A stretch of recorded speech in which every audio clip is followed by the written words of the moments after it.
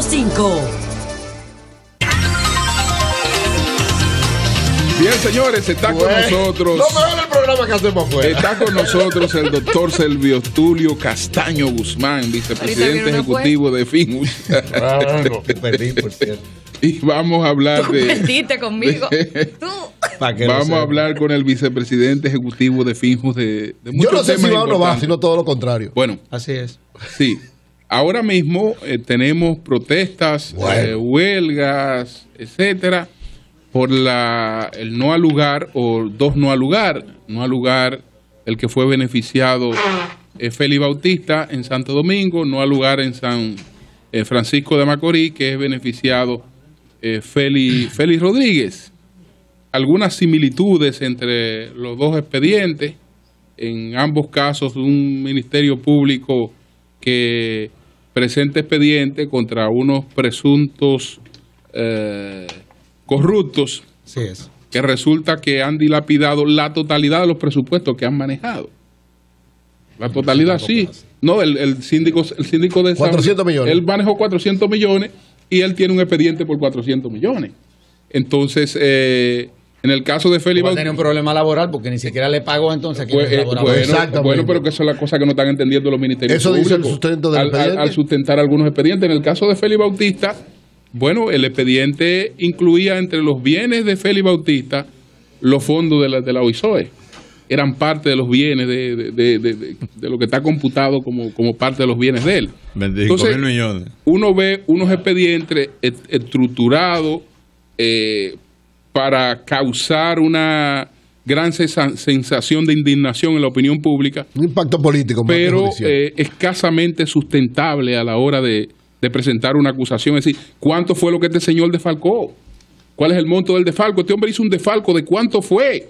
Y dónde están las auditorías que muestran que hubo desfalco en esa parte. Y que hay una auditoría. Y vamos a probarle la parte que defalcó, pero no vemos eso mucho en lo pendiente. Entonces, ¿qué piensa Sergio Tulio? Es decir, la falla es solamente de la justicia, que independientemente del expediente que le presenten, si se trata de una persona que es impopular, tiene que condenarla. Oye, ¿qué es lo que pasa? Acuérdate que los tribunales son escenarios donde se le da soluciones en principio a conflictos. Y eso tiene un impacto social. Sí. Esa es una realidad. O sea, ese componente social de la justicia viene precisamente porque esos son escenarios para darle respuesta a lo que se le somete. Correcto. Y obviamente en todo lo que tiene que ver con la lucha contra la corrupción, la verdad es que el sistema, independientemente de este caso, no me estoy refiriendo a este caso, porque este caso lo podemos analizar desde otra óptica. Lo que nosotros estamos viendo es inclusive hasta cíclico en la República Dominicana. Cada vez que se le somete un caso de relevancia al sistema, de una u otra forma, no hay forma de que el sistema le dé respuesta. Una de las razones, yo hablaba del Ministerio Público, y evidentemente y eso se reflejó, por ejemplo, en el juicio del senador Bautista, había que ver la capacidad de los abogados del senador y, con todo el respeto que me merecen los miembros del Ministerio Público, porque yo soy miembro del Consejo Académico de la Escuela Nacional del Ministerio Público. Pero tengo que reconocer que como no le dan los fondos al Ministerio Público que se requieren, muchas veces nuestros ministerios públicos no son sometidos ni siquiera a programas de capacitación. Y eso entonces se refleja en este tipo de expedientes en donde el senador Bautista, como hubiera hecho cualquier otro, diseñó una estructura de defensa que evidentemente fue imponente, en honor a la verdad. Desde el punto de vista de lo que es la construcción de la lógica jurídica, tú podrás estar de acuerdo o no con esa decisión, pero para mí es una obra jurídica. Alejandro Moscoso demostró que es un jurista acabado. Correcto. Aunque yo no comparta su decisión. Correcto. Pero es un jurista. O sea, cuando tú la lees desde le hizo juicio a las pruebas de verdad. No, para mí él fue muy hipergarantista. Porque yo sostengo la tesis de que en materia de corrupción... Código Procesal Penal, tú lo defiendes mucho. Claro, yo soy uno de los defensores, más de los que estaban ahí, que fueron los que lo redactaron. Exacto. Entre ellos Francisco Domínguez Brito, que lo defendió muchísimo. Estaba Ramón Núñez, que fue uno de los relatores. Pero, exacto. Sí, y bueno... Pero Ramón estaba defendiendo el código, está ahí. Sí, claro. Lo que pasa es que también uno con el hipergarantismo tiene también sus limitaciones, si me explico. Okay. Por ejemplo, a la luz de la Constitución, y no quiero entrar a analizar el caso porque ya eso se apeló. Claro. Y nosotros tenemos que dejar que las instituciones funcionen. Okay. Pero a la luz del hipergarantismo, un funcionario público que es sometido, en principio, digámoslo así, por corrupción, evidentemente que desde la Constitución ya hay una serie de limitaciones. Por ejemplo, todo lo que tiene que ver con el fardo de la prueba. Ya es al imputado que le correspondería en materia de corrupción. Es decir, hay cosas que cambian. Pruebas de descargo. No es que tú vas a aplastar a una persona que esté acusada de corrupción, pero las garantías de un funcionario que eventualmente ocupó una posición que es acusado de corrupción, y eso no es aquí, eso es todo lo pesa del mundo, se ven ciertamente limitadas. Entonces, cuando uno ve este hipergarantismo, porque la verdad es que la decisión es genial, pero es incongruente en algunas cosas. Pero en algunas, definitivamente que sí, que lo es. Pero yo no quiero entrar en el fondo porque también el senador Félix Bautista, aparte de que ganó el primer round, gozaba de la presunción de inocencia. Entonces, yo no quisiera meterme en ese aspecto técnico. Yo lo que digo es que aquí hay un problema sistémico. Sistémico. Es decir, nosotros hemos diseñado un modelo en donde, por ejemplo, hay un desbalance entre los propios actores que confluyen en él. Cuando tú te vas, por ejemplo, a quiénes son las instituciones que confluyen en el sistema de justicia, oigan cuáles son. La policía. De eso, yo creo que ni siquiera el 10% de la ciudadanía cree en la institución. Y hemos visto los inconvenientes que se le presentan a la policía muchas veces cuando presenta expedientes, las inconsistencias, en fin. Es decir, que muchas veces el problema que vemos que se está dando entre el Ministerio Público y la Suprema es el que se da a diario entre el Ministerio Público y la policía. Entonces, hay un problema sistémico. Entonces, tú te encuentras con que el sistema también, en cuanto, y vuelvo y reitero, en cuanto a lo que son las capacidades de los miembros del Ministerio Público, tú te encuentras que hay un problema ahí también. Los muchachos son buenos, pero a la hora de competir con abogados que real y efectivamente gozan con el prestigio como lo gozan todos los que conformaban la barra de la defensa del senador Félix Bautista, que están considerados no solamente los abogados más competentes, sino también que son abogados honestos, para que estemos claros. Correcto. Porque aquí las cosas hay que irlas poniendo en su lugar. Y reitero, no estoy de acuerdo con la decisión, pero reconozco que son competentes y que el magistrado Segarra, su error, y yo lo dije aquí, fue el haber asumido ese caso por los vínculos que en el pasado él pudo haber tenido con ese partido, que de una u otra forma hacen que la política salpique en todo lo que tiene que ver con este proceso. Acuérdate, y tiene que salpicar la política, porque acuérdate que estamos... Oigan, ¿a quién es que se está juzgando? A un senador, a uno de los funcionarios más emblemáticos del gobierno del presidente Fernández. Secretario de organización del PLD. Y secretario de organización del PLD. Pero oye, ¿quién es que y jefe de campaña de un candidato en campaña. Claro que sí. Pero oye, ¿quién es que lo está acusando? Jefe Bauta. Oye, ¿quién es que lo está acusando? Un miembro de su partido. Y oye, ¿quién es que está conociendo de la acusación? Uno que estuvo vinculado al partido de gobierno. Es decir, hay una serie de contradicciones aquí que ciertamente todo el PLD le han dañado todo el PLD. De una u otra forma. Suponte tú que ese expediente lo hubiera conocido Miriam Germán. Yo no sé si los resultados hubiesen sido los mismos, porque la magistrada Miriam Germán es súper hiper garantista también. Hubiera sido igual. Yo no sé. Bueno, lo veremos ahora. Vamos a verlo. En apelación. Vamos a verlo.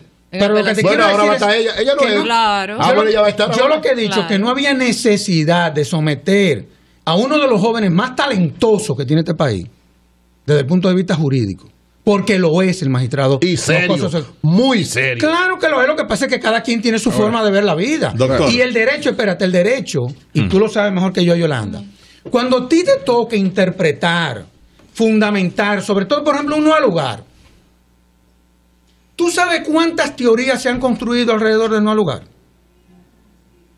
Por eso es una cosa que si tú le explicas, la complica. Pero ¿qué es lo que está pasando? Está bueno. Si tú le explicas, la complica. ¡Claro! Está bueno eso. ¿Y qué ha traído como consecuencia? Como la reelección, si tú le explicas, la complica. Sí. ¿Y qué ha traído como consecuencia eso? Déjame decirte lo siguiente. La reelección se puede explicar sin complicar. Claro. La gente como esto tiene un impacto social y tú lo estás viendo. Doctor. Espérate, como tiene un impacto social, la gente no quiere ya que le expliquen el derecho, la gente lo que quiere es que se haga justicia. No, la gente lo que quiere es, claro. La gente no le interesa preso lo que la quiere. gente no quiere ya que le expliquen más. Doctor, la argumentación que usted tiene sobre la tradición y vinculación de Moscoso Segarra, a todas luces un hombre serio. Es Muy serio. A todas luces un hombre serio. Yo creo que no es muy válida, porque entonces el presidente de la Junta, cuando se arme un litigio, tendrá también que retirarse por los vínculos que él tuvo. Oye, serio también. Genial, pero que él no maneja litigio, el presidente de la Junta. Pero para tu información. No, ponme otro ejemplo. Él no maneja litigio. El reconocimiento de un partido. Los litigios van al tribunal con el superior. Él no maneja litigio. El reconocimiento de un partido. Él no maneja litigio. Oye, lo que por la tradición de vinculación de partidaria. Él no es el tribunal. La Junta Central Electoral. Saquemos todo del Tribunal Superior Electoral. Todo lo que tiene vinculación con partidos. No confunda. Y las altas cortes, vamos a sacarlo todo. No, pero es que no es eso. Y Víctor Rey Guevara, que fue miembro candidato a senador por el asistente de Peña Gómez. Por sus vínculos en el pasado. Escuchemos la entrevista. Si tú fueras cristiano de verdad, tú fueras un diablo. Yo soy cristiano de verdad, por eso soy de Dios. Cálmense. Mira, hay cosas. La pastilla. Miren, hay cosas que se pueden evitar. Sí. Y yo creo que no fue correcto. Yo creo en Moscoso. No fue conveniente. Una cosa es que todos creamos en Moscoso, pero otra cosa es en la situación en la que lo han metido. Que por una serie de lo que ha sido su historia, pero evidentemente gente que no cree en la justicia, no. Evidentemente se agarra de esos argumentos. Pero y le hace más daño al proceso. Pero él es miembro, no doble persecución. Bueno, yo no sé si Moscoso. Él es miembro de la Suprema Yo no sé si Corte. estaba. No doble persecución. Tani Bol. Eso es discutible también. Te voy a decir por qué. Sí, eso es discutible. Ya yo vi. Oye, es discutible. Bueno, es que hay muchas teorías alrededor de todo esto. Bueno. Por ejemplo, contra el senador Félix Bautista se solicitaron algún tipo de medida de coerción cuando se archivó el expediente anteriormente. Pero hubo persecución. Sí.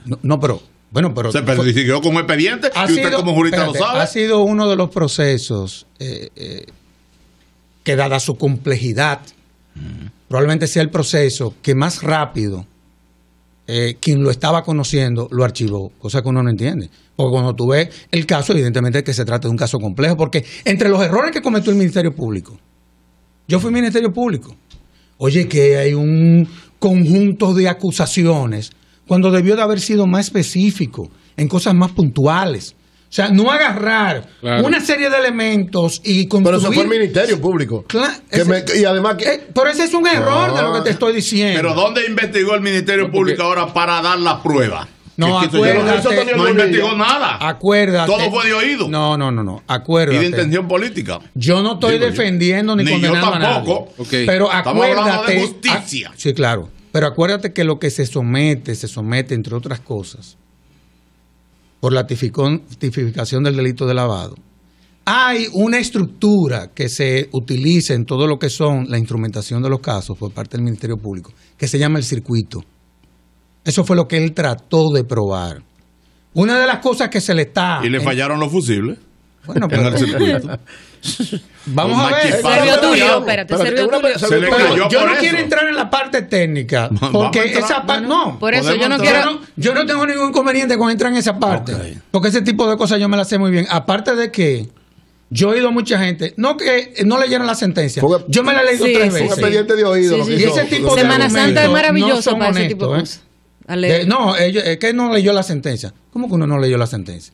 ¿Y cómo uno no va a leer una sentencia de esa naturaleza, sobre todo cuando evidentemente, oye... Fue una cátedra de derecho que dio ahí. Oye, la cultura jurídica que yo vi ahí, por ejemplo, deben encuadernarla y publicarla. No. Debe hacer clases en la universidad. Él utiliza...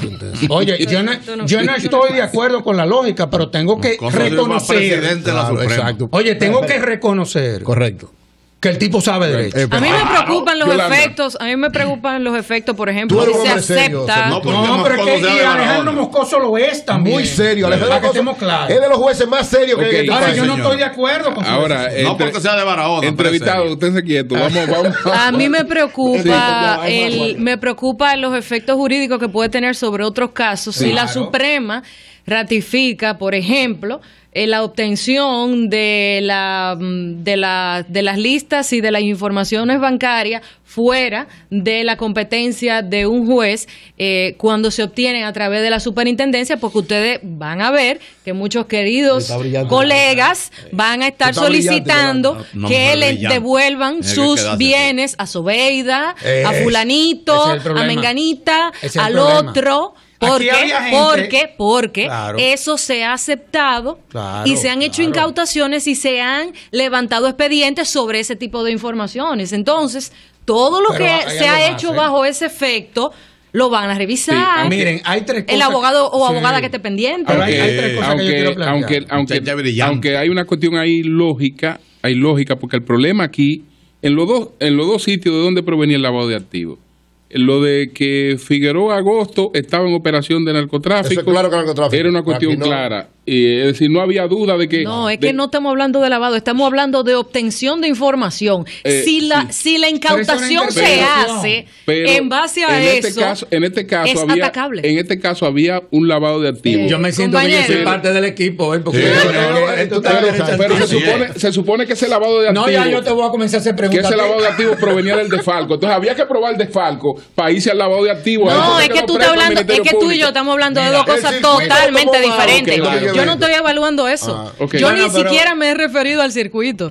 Yo estoy hablando de la obtención de información bancaria que el magistrado Moscoso dijo que no se podía validar porque se había entregado por parte del Ministerio Público, obtenido ilegalmente de la Superintendencia de Bancos, pero el mismo magistrado Moscoso, siendo él fiscal, solicitó a la Superintendencia de Bancos esa información. Claro. En el caso de Figueroa Agosto y de todo yo pienso lo que está interpretando Yolanda evidentemente de que es válido. O sea, vamos a correr ese riesgo. Ahora, hay otros riesgos que también vamos a correr. Y me explico. Suponte tú en este gobierno del presidente Medina, que tengo que reconocer que se han diseñado políticas que van dirigidas a aumentar los niveles de transparencia, que es de lo que se trata, es decir, esa visión preventiva de evitar que hechos de corrupción se den, aunque se siguen dando, pero se disminuyan, que es el caso. No, además no ha habido un solo caso significativo de corrupción en este gobierno. Hasta el momento no lo ha habido. Minúsculo, pero significativo. Pero déjame. Ni uno. Pero espérate, pero acá tú me estás boicoteando. Sí. Mira un dato que a mí me preocupa de todo esto. ¿Qué te preocupa? Suponte tú que el procurador Francisco Domínguez Brito, que es el ministro de Justicia de Danilo Medina, para que estemos claros. Sí, es verdad. Nombrado por un decreto. Se puede quitar por querer beneficiar. Estoy hablando en el caso supuesto, a otro ministro que está siendo señalado de un hecho de corrupción, él proceda a someterlo, le instrumente, abre una investigación y él, para cuidarlo, entonces archiva el caso. Ya no se va a poder abrir en el futuro. Así es. Entonces estamos creando también un mecanismo en donde del Estado estamos creando las estructuras para que la lucha contra la corrupción. Eso es cierto. No, eso es una realidad. Pero ven acá, Servio Tulio. Y estas fundaciones, y estas fundaciones ad hoc, que no desarrollan ningún trabajo, que no se le conoce un proyecto, que solamente aparecen para hacer muy malas denuncias y querellas en caso de corrupción, que lo archivan y más nunca se sabe de esa gente. ¿Qué pasa con eso? ¿Son aliados de la corrupción? De la que dicen ellos que están opuestos, ¿son aliados? Miren, otra cosa, aquí va a haber que modificar la ley de Cámara de Cuentas. Eso es verdad. Eso es preocupante. Tienes razón, Servio Tulio. La pegaste ahí. No, y vamos a tener que modificar la ley de Cámara de Cuentas. Y cambiarlo con toda la yo fui uno de los relatores. Para que tú veas lo que es la vida con Eric Raúl. Así es la vida, sí. La socialité. Sí, para que tú veas lo que es la vida, porque nos acusan de todo. ¿Por qué? Porque la decisión del magistrado dice que toda acusación de corrupción tiene que estar sustentada por una auditoría de la Cámara de Cuentas. Y todos sabemos que la Cámara de Cuentas ni siquiera le dan los recursos necesarios para realizar las auditorías y que en el tiempo muchas de ellas la hacen de oído. Entonces, esto es muy serio. Espérate, y para terminar, que por ahí era que donde tú ibas. no nos quejemos de este hipergarantismo. Porque esa visión la tenemos que tener contra los sicarios, lo tenemos que tener a favor de los delitos de homicidio, asesinato, robo. Después no digan que el Código Procesal Penal es el código de los delincuentes por el hipergarantismo. Sí. Entonces vamos a ponernos claros. Y por eso alguien decía hoy en la mañana algo que yo creo que va a tener que pasar. ¿Qué? Aquí se va a tener que sentar la clase empresarial y la clase política a tener que definir algunas cosas. Porque no le quepa a ustedes la menor duda que hay cosas aquí que no andan bien. No, la verdad. Tulio, a mí me preocupa el tema de las confrontaciones. Hay gente que dice, no, que esas cosas no se deben ventilar en público. Bueno, mire, en el caso de los jueces, eso es delicadísimo. ¿Podría el magistrado Mariano Germán, en el hipotético e improbable caso que esa apelación de la instrucción envíe ese expediente a juicio de fondo al Pleno, ¿podría el magistrado Mariano Germán estar presente en ese juicio? Sus expresiones no lo invalidan para juzgar adecuadamente eso. Honestamente hablando que no. Y te voy a decir por qué. Primero, no es la primera vez que se da una disputa de esa naturaleza entre un presidente de la Suprema Corte de Justicia y un procurador general. El mismo Mariano Germán, cuando era procurador general, vivía teniendo disputas con el entonces presidente de la Suprema Corte de Justicia, quien era el magistrado Jorge Subero Isa, pero eso era casi todos los días que tenía. Vivía más, porque Marianito es así. Porque a fin de cuentas, lo que pasa es que quien representa a la sociedad, y a veces los jueces no entienden la misión del Ministerio Público. La misión del Ministerio Público tiene una connotación social que va más allá que la de los propios jueces, porque quien representa a la sociedad en el sistema de justicia es el Ministerio Público. A ver. Sí, Sergio Tulio. Es el Ministerio. Es necesario. Sería necesario un referéndum en caso de que se modificara la Constitución, se permitiera la reelección.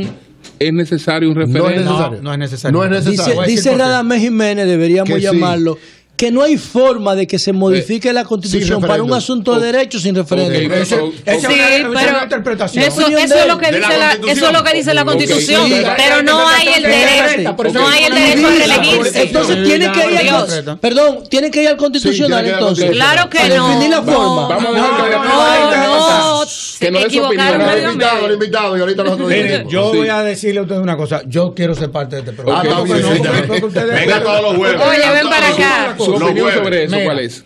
Yo creo que eso no tiene que realizarse ningún tipo de referéndum y te voy a decir por qué.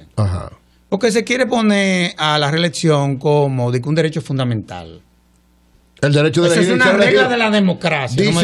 Dice Radamés Jiménez, el derecho de elegir, ex procurador general de la República, dice que es un derecho, como lo dice la Constitución, el de elegir y ser elegido, por tanto se va a modificar. Eso es un despatillamiento jurídico. Compañera invitada. Yo soy invitada aquí. Mira, eso es tan ilógico. Okay. Y yo respeto a mi magistrado Radamés Jiménez, que es mi amigo. Vamos a invitar al programa para que explique su tesis. Pero invítanos juntos. Pero vamos a escuchar ahora. Déjame llamar a Radamés. Mira, llámalo. La Constitución del 2010 estableció un catálogo de derechos fundamentales. Y no está la reelección. No, elegir y ser elegido. Pero el presidente Medina, suponte tú que se decida reelegirse, que yo no estoy de acuerdo con que se reelija, pero yo tengo que ser honesto con mis convicciones. No, tú estás brillante. No, pero es que tengo que ser honesto porque tengo que ser así. Se volvió otra vez. Suponte tú que se decida reelegirse. Solamente el Congreso. Claro. Porque pudieras argumentar que es su derecho fundamental. Si te basas en ese argumento, es verdad. Es una tontería. A través de ese derecho fundamental. Pero hay algo fundamental. Yo no quiero que usted me diga, como hay más de una interpretación, eso va a llegar constitucional para que el constitucional decida cuál es la forma. Yo digo que no. Exacto, eso es lo que yo digo. Que ordena la reforma. la van a llevar al Constitucional. La ley de convocatoria, tú dices. La ley de convocatoria, pero no la decisión. Pero no la decisión. No dura diciembre en el Constitucional, se nos quedaron muchos temas aquí, pero como aquí hay tantos constitucionalistas y tantos penalistas. No, pero es increíble, yo estoy sorprendido. ¿Te diste cuenta que nosotros estamos ahora, Silvio, antes de ir brevemente, ¿Tu hermano va a renunciar de la Suprema Corte de Justicia? No, él dijo que no. Él dijo que no, ni él ni nadie. Claro y preciso, dijo no. Y además eso tiene que preguntarlo al hermano, no a él. No, pero Julio César es una estrella. Pero lo dijo claro que no, que ahí nadie corre. Nadie va a renunciar. Si el Congreso modificase... Pregúntenle eso a esos jueces. Si el Congreso modificase la Constitución para restablecer la reelección, tú dices que no es necesario un referéndum aprobatorio a posteriori. No. Algunos juristas entienden que sí. En caso de que esos juristas sometiesen ante el Tribunal Constitucional un recurso de inconstitucionalidad por faltar el referéndum aprobatorio, tendría que pronunciarse el Tribunal Constitucional. El Tribunal se va a pronunciar en dos direcciones. O declararlo inadmisible o nada, coger el recurso y fallarlo en consecuencia, uno de los dos. Señores, muchas gracias. Pero tu opinión como jurista es que sea inadmisible porque no es necesario el referéndum aprobatorio. Pero claro que no, por Dios. Pero tanto es así, espérate, porque esto es bueno aclararlo. Porque es que alrededor de todo esto se han construido tantos mitos. Sí, sobre todo porque viene la reelección. Digo, a plantearse, quiero decir. Pero oye, suponte tú que sobre la base de ese argumento de que el derecho a ser elegible y a qué sé yo qué cosa, vamos a modificar la Constitución de que para establecer el modelo americano, porque eso es de que se está hablando. Pues entonces ese modelo también violaría la Constitución. Así es. Porque no le va a permitir al presidente reelegirse en un tercer periodo. Así es. Es que eso no tiene sentido, ni lógica. Es verdad. Porque como no tiene efecto retroactivo. Es una regla de la democracia. Pero además, el derecho de elegir y ser elegido. Pero el presidente Danilo Medina tiene derecho de ser elegido. Presidente del Club Rotario. No, él puede ir al Senado de la República. Vicepresidente. Si puede ser Señores, Danilo no quiere reelegirse. Danilo acaba de decir que su hijo es un sacrificio. Déjame decir algo. Lo acaba de decir en Panamá. Que no le recomienda a nadie esa vaina de ser presidente de la República. Y repostularse son cosas diferentes. Como dicen los niños, tengo orejas de pescado. Son cosas diferentes. Que lo que existe es una limitación a la función presidencial. Ni siquiera el artículo que refiere al periodo en el que se ejerce el Ejecutivo está dentro de los derechos y de las garantías. Está en el título que se llama del Poder Ejecutivo. De consiguiente, no es una limitación al ciudadano Danilo Medina o como se llame, sino a la función de presidente, de la misma manera que la inmunidad parlamentaria no es a la persona, sino a la función que se ejerce en el Congreso. Sobre ese argumento, muchas gracias. Ese argumento fue que decían que Leonel también tenía derecho a presentarse en el 2012. Bueno, son las 9:57 minutos, señores. El doctor Servio Tulio Castaño Guzmán, vicepresidente ejecutivo de Finjus. Cambio y fuera, Mauricio.